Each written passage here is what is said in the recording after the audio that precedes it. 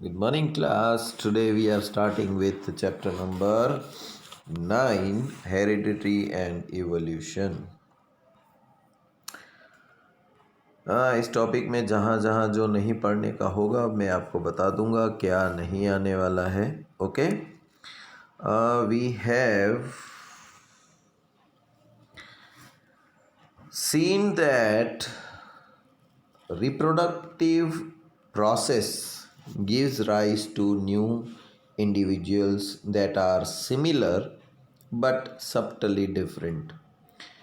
जब कोई reproduction process होता है, राइट, तो जो न्यू ऑफस्प्रिंग आता है, न्यू बेबी जो आता है, राइट, उसका स्ट्रक्चर जो होता है वो सेम अपने पेरेंट्स के जैसा ही होता है, लेकिन कुछ उसके अंदर कभी कभी खामी रह जाती है और कभी कभी कुछ एक्स्ट्रा भी आ जाता है. जैसे खामी की बात करूं तो हो सकता है कि न्यू बोर्न बेबी जो है उसकी आंखें तो होगी लेकिन दृष्टि नहीं होगी, देख नहीं पाता होगा, राइट. और कभी कभी ऐसा होता है कि पेरेंट्स की 5 उंगलियां और बेटा या बेटी जो है उसकी 6 उंगलियां हो, राइट, लेकिन स्ट्रक्चर उसका जो होगा वो ह्यूमन बॉडी जैसा ही होगा. ऐसा कभी नहीं होगा कि ह्यूमंस को बेबी हुआ लेकिन उसका स्ट्रक्चर जो है वो डॉग जैसा है पूरा. ऐसा कभी नहीं होगा. स्ट्रक्चर ह्यूमन बीइंग का होगा. कुछ कैरेक्टर्स उसमें कम हो सकते हैं या कुछ ज़्यादा भी हो सकते हैं, right. So we have discussed some amount of variation is produced even during asexual reproduction. अभी रिप्रोडक्शन का 2 मेथड है, एक है सेक्सुअली और एक है एसेक्सुअली. एसेक्सुअल मतलब only one parent is required और उसकी किसी भी बॉडी पार्ट में से एक नया ऑफस्प्रिंग बन जाएगा. सेक्सुअल रिप्रोडक्शन में 2 पार्टनर्स की ज़रूरत पड़ती है, राइट, और दोनों ही मोड्स ऑफ रिप्रोडक्शन में वेरिएशन आपको दिखाई देगा, right, even during asexual reproduction. And the number of successful variations are maximized by the process of sexual reproduction. और सेक्सुअल रिप्रोडक्शन में उसकी मादा तादाद बढ़ जाती है ना. नंबर्स ऑफ एवोल्यूशन बढ़ सकते हैं. If you observe a field of sugarcane we can find very little variation among the individual plants, but in a number of animals including human beings which reproduce sexually, quite distinct variations are visible among the different individuals. In this chapter we shall be studying the mechanism by which the variations are created and inherited. The long-term consequences of accumulation of variations are also an interesting point to be considered. We shall be studying this under evolution. तो evolution मतलब change हमारे अंदर आता है. Evolution मतलब कि ऐसा कहा जाता था कि जिराफ जो है, राइट, कैमल जो है उसकी गर्दन पहले तो छोटी थी, है ना. देखो, कैमल जिराफ है उनकी गर्दनें बड़ी हैं, राइट, और लायन टाइगर ने उनकी गर्दन छोटी होती है, डॉग्स की छोटी होती है, और घोड़े की और गधे की थोड़ी सी लंबी होती है ना, इन जानवरों से.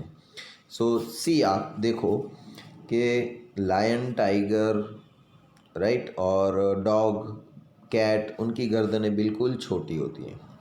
हॉर्स, डोंकी, ज़िब्रा, काऊ, बफेलो इनकी गर्दनें थोड़ी बड़ी होती हैं, और ज़िराफ, कैमल उनकी गर्दनें तो और लंबी होती हैं, राइट.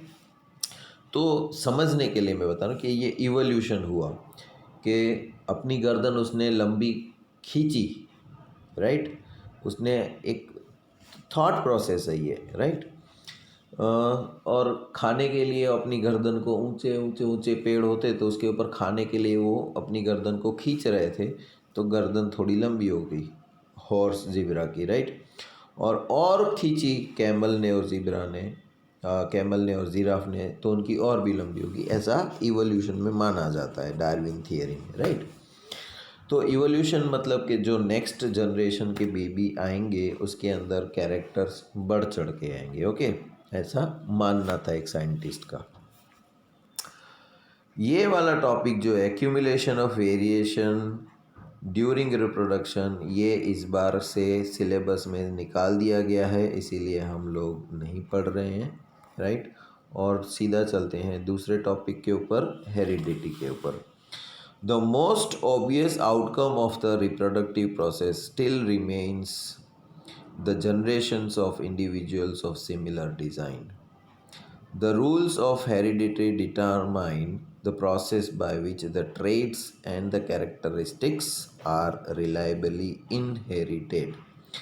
Inherited मतलब हम अपने आने वाले बच्चों में वो कैरेक्टरिस्टिक्स जिसको बोलते हैं ना, वो कैरेक्टर्स आपको दिखेंगे उनमें।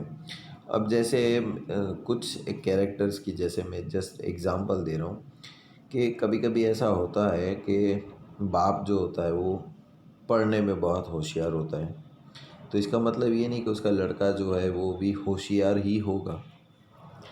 हो सकता है उसको इंटरेस्ट ना हो पढ़ने में, डल हो, या उल्टा भी हो सकता है, राइट। तो हेरिडिटी में कुछ ऐसे कैरेक्टर्स होते हैं जो इनहेरिटेड हम दे ही देते हैं, right.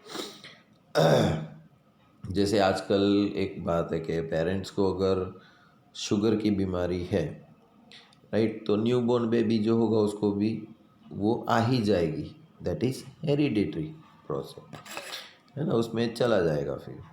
The most obvious outcome of the reproductive process still remains the generation of individuals of similar design. Design जो होती है हमारी बॉडी की वो सिमिलर रहती है। The rules of heredity determine the process by which the traits and characteristics are reliably inherited. Let us look at the closer look at these rules. तो कौन से rules हैं ऐसे?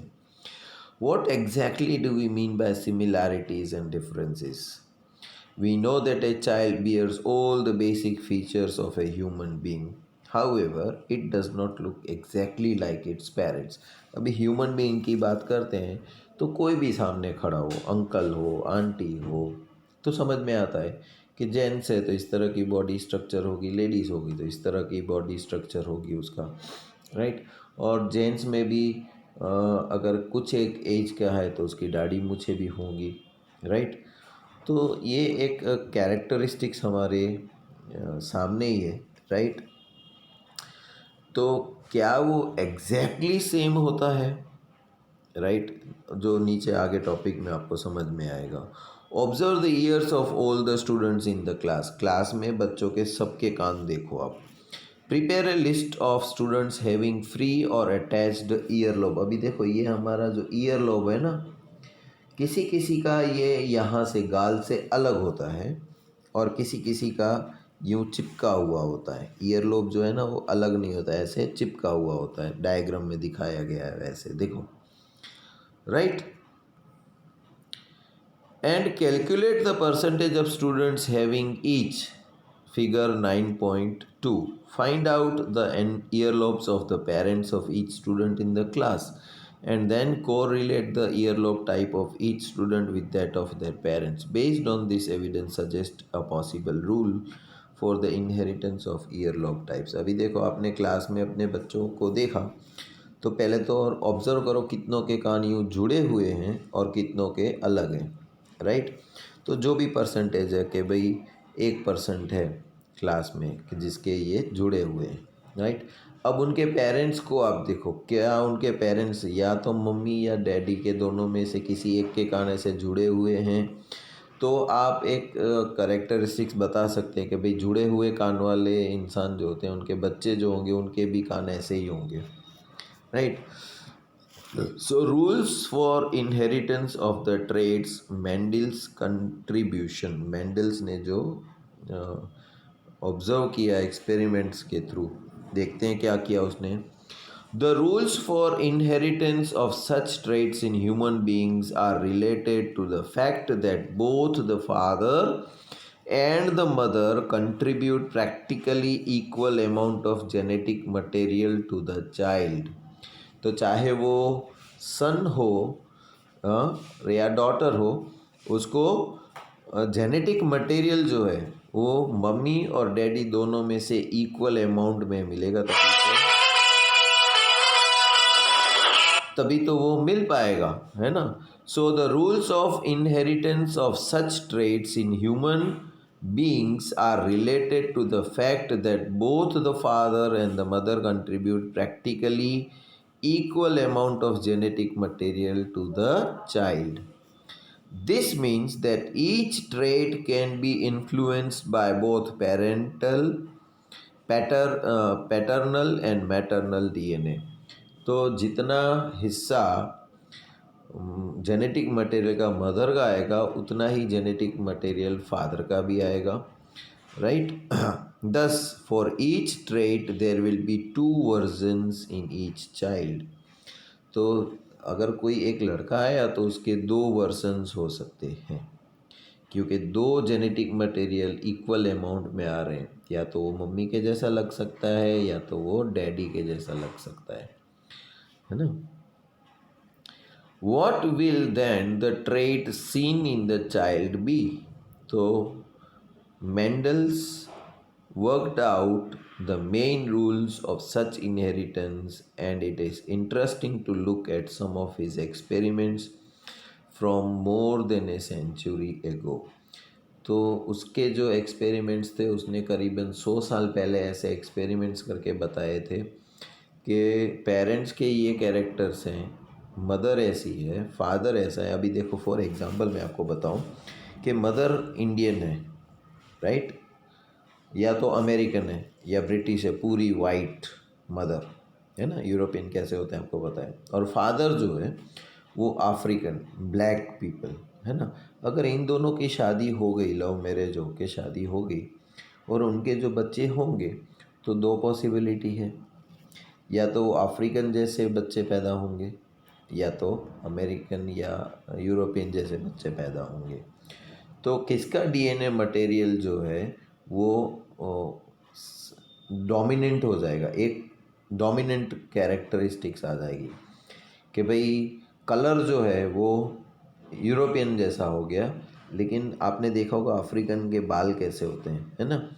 तो स्किन तो गोरी है लेकिन बाल का जो स्ट्रक्चर जो है वो अफ्रीकन जैसा आ गया, राइट।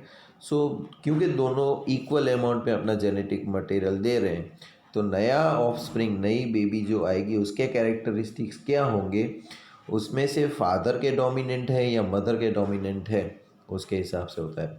डोमिनेंट का मतलब ये होता है कि आप घर में देख रहे होगे अड़ोस पड़ोस में या अपने रिलेटिव्स में कि घर में या तो मम्मी की ज़्यादा चलती है, किसी किसी घर में पापा का ज़्यादा चलता है, पापा ने बोल दिया नहीं होगा तो नहीं होगा, राइट। और किसी किसी घर में ऐसा होता है कि मम्मी का चलता है, मम्मी ने बोल दिया तो फाइनल, फिर डैड चेंज नहीं कर सकते। तो दोनों में से एक कैरेक्टर जो है वो होता है डोमिनेंट होता है, राइट। तो ग्रेगर जॉन मेंडल 1822-1884 तक जो थे उसने ऑब्जर्व क्या किया। Mendel was educated in a monastery and went on to study the science and mathematics at the university of Vienna. Failure in the examinations for a teaching certificate did not suppress his zeal for scientific quest. अब उसको अंदर से science के बारे में पढ़ने का बड़ा शौक था, राइट, लेकिन वो फेल हो गया था, राइट। तो इसका मतलब ये नहीं है कि उसने वो पढ़ाई छोड़ दी, अपने एक्सपीरियंस, अपनी जिज्ञासा उसने कायम रखी और फाइंड किया। उसने क्या किया, he went back to his monastery and started growing the peas, और उसने पीस उगाने शुरू कर दिए। Many others had studied the inheritance of traits in peas and other organisms earlier, but Mendel blended his knowledge of science and mathematics and was the first one to keep the count on individual exhibiting particular traits in each generation. This helped him to arrive at the laws of inheritance. तो उसने दाने उगाए, तो दोनों अलग अलग characteristics के दाने उसने ध्यान रखे और एक्सपेरिमेंट करवाए, और एक्सपेरिमेंट के रिज़ल्ट भी उसने नोट डाउन किए, और फिर उसको वो लॉज ऑफ इनहेरिटेंस प्रिस्क्राइब करने में मदद मिली। Mendel used a number of contrasting visible characters of a garden peas, round and wrinkle seeds. एक राउंड एंड wrinkle seeds होते हैं, है ना. Tall and short plants, white and violet flowers, and so on. He took a pea plant with different characteristics, a tall plant and a short plant, produce the progeny by crossing them, and calculate the percentage of the tall and short progeny. तो उसने क्या किया कि similar तरीके के piece लिए, उसको उगाए, और उसने जो नए पीस उगे उसको स्टडी किया, ऑब्ज़र्व किया कि नए पीस कैसे उगे, राइट. फिर उसने दो अलग अलग वेराइटीज़ के पीस लिए. यस. सो अलग अलग किस्म के बीज जो होते हैं प्लांट्स के, तो उसने क्रॉस मिक्स करके कैलकुलेट करके पता लगाया कि कौन से कैरेक्टर्स पेरेंट्स के जो हैं वो ऑफस्प्रिंग में आते हैं, right. A tall plant and A short plant, एक लंबा प्लांट लिया, एक छोटा प्लांट लिया, फिर उन दोनों का, जैसे फॉर एग्जांपल कि भाई दूल्हा जो है वो एकदम लंबा दूल्हा है और दुल्हन जो है वो छोटी हाइट की है. अगर इन दोनों की शादी होती है तो लड़का जो या लड़की जो होगी उसकी हाइट क्या होगी, राइट. इस तरह से प्लांट्स में उसने ये सब किया. फिर produced progeny bye crossing them and calculated the percentage of tall and short progeny. In the first place, there were no halfway characteristics in this first generation. जैसे पिक्चर में दिखाया है कि टॉल है तो दोनों कैपिटल टी है, short है तो दोनों स्मॉल टी है. अभी इन दोनों का क्रॉस जनरेशन हमने किया तो फर्स्ट जनरेशन जो F1 जनरेशन कही जाती है उसमें कैसे हुए, capital T and small T, और कैपिटल टी है मतलब लंबे प्लांट्स हुए.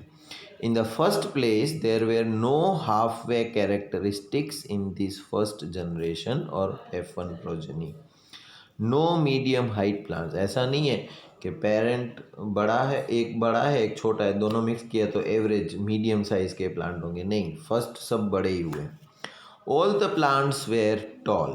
This meant that only one of the parental trait was seen, not some mixture of the two. तो फर्स्ट प्रोजेनी में क्या हुआ कि सब प्लांट जो थे वो सब टॉल हुए, है ना.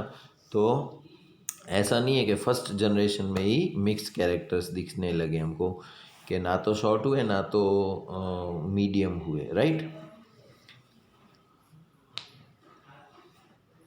This means that only one of the parental traits was seen, not some mixture of the two. So the next question was, were the tall plants in the F1 generation exactly the same as the tall plants of the parent generation? बल मान लिया कि लंबे हुए सब, तो क्या वो एग्जैक्टली पेरेंट के हाइट के हुए थे क्या, वो एक क्वेश्चन है. Mendelian experiment test this by getting both the parental plants and these F1 tall plants to reproduce by self pollination, right. अब क्या किया उन्होंने, सेल्फ पोलिनेशन से जो टॉल प्लांट पेरेंट का था और जो ऑफस्प्रिंग बच्चा पैदा हुआ, इन दोनों की प्रोजेनी क्रॉस की गई और फिर देखा गया कि अब जो होते हैं वो क्या न्यू जनरेशन में दिखता है, right. Plants to reproduce by self-pollination. The progeny of the parental plants are, of course, all tall. However, the second generation or the F2 progeny of the F1 tall plant are not all tall. Instead, 1/4 of them are short. अभी parent already लंबे थे, first generation में जो plant हुए वो भी लंबे थे, अभी इन दोनों का क्रॉस किया गया, राइट. क्योंकि दोनों इस फर्स्ट जनरेशन में हमारे पास क्या था, पेरेंट टॉल था, मम्मी छोटी थी, राइट. राइट। अभी तो हमने फर्स्ट जनरेशन में क्या देखा कि सब टॉल प्लांट्स हुए। ओके, अब जो टॉल हुए उसमें से एक को लिया, और जो ऑलरेडी पेरेंट लंबा था उन दोनों का, दोनों लंबे ही हैं अभी तो ऑब्वियसली देखो, जब दो लंबे हैं तो आउटकम तो लंबा ही आना चाहिए, है ना। लेकिन ऐसा नहीं हुआ। 1/4 यानी कि 25% जो थे वो शॉर्ट हाइट के हुए, 75% लंबे हुए। तो जब हम दोनों ने ही लंबे लिए थे इस बार, तो है ना, तो लंबे ही आने चाहिए थे। तो एक डाउट हुआ ना हमको, क्या हुआ कि पहले प्लांट एक लंबा एक छोटा प्लांट लिया था, तो फर्स्ट जनरेशन में हो सकता है मीडियम हाइट के हो, ना लंबा हो ना छोटा हो, लेकिन ऐसा नहीं हुआ, सब लंबे ही हुए। अब भले ये सब लंबे हुए, लेकिन इसके अंदर कुछ कैरेक्टर्स उसकी मम्मी के आ गए थे जो फर्स्ट जनरेशन में नहीं दिखे, राइट। जब इस पेरेंट को लेके ऑलरेडी जो फर्स्ट पेरेंट था उसके साथ करवाया गया, तो इसके अंदर अभी मम्मी के कैरेक्टरिस्टिक्स ऑलरेडी छुपे हुए हैं, है ना। इसकी वजह से 25% छोटी हाइट के हुए, बाकी सब लंबे हुए। Instead, 1/4 of them are short. This indicates that both the tallness and the shortness traits were inherited in the F1 plants, but only the tallness trait was expressed.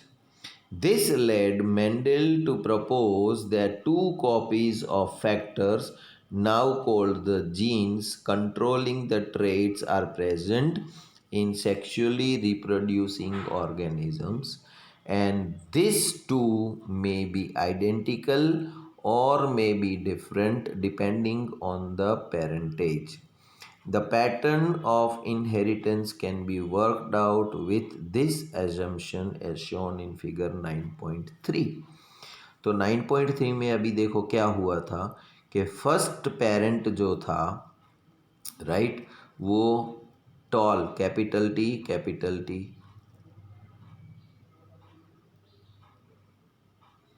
Right,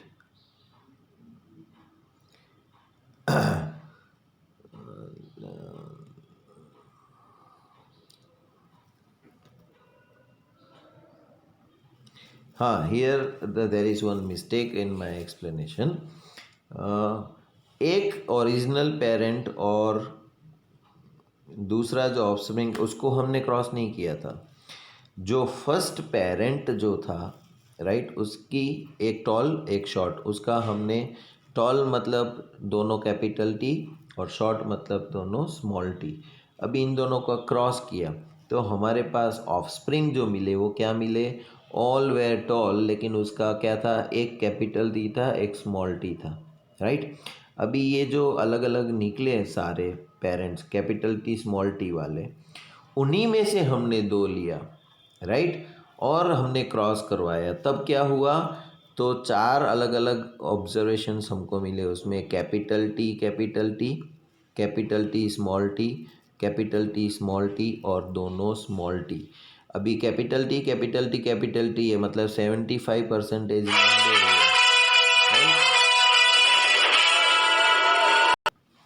right. तो capital T capital T, capital T small T, capital T small T and last one all small T, यानी कि 25% dwarf हुए, बाकी के toll हुए, right, 75%। Now in figure 9.3, what experiment would we do to confirm that the F2 generations did in fact have 1:2:1 ratio of capital T capital T, capital T small t and small t trait combination? तो capital T वाला एक हुआ, capital T small T वाले दो हुए, और small T वाले again एक, रेशियो आया 1:2:1।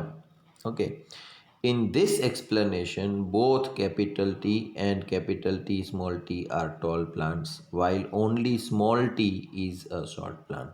In other words, a single copy of a capital T is enough to make the plant tall. तो अगर एक कैरेक्टर्स हमारा जो कैपिटल टी है वो डोमिनेंट कैरेक्टर है, वो सब प्लांट्स को टॉल कर देता है, भले ही दूसरा कैरेक्टर उसके अंदर स्मॉल टी है, राइट। और दोनों ही स्मॉल टी हैं तो ही वो हाइट में छोटे होंगे प्लांट्स, वरना लंबे ही होंगे।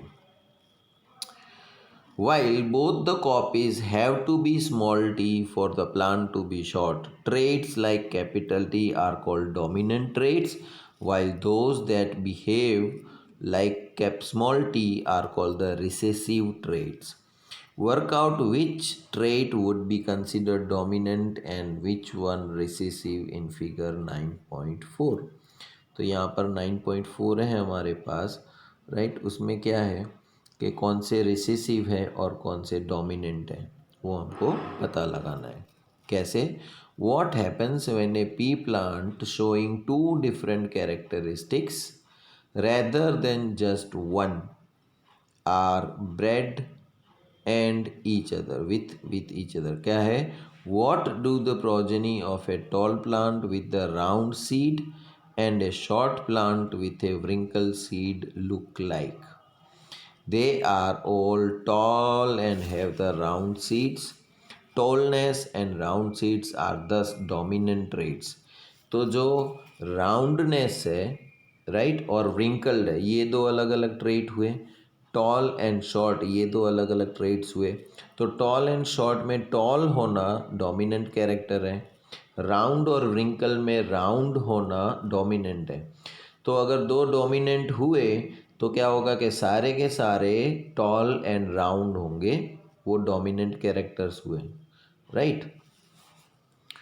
They are all tall and have the round seeds. Tallness and round seeds are thus dominant traits.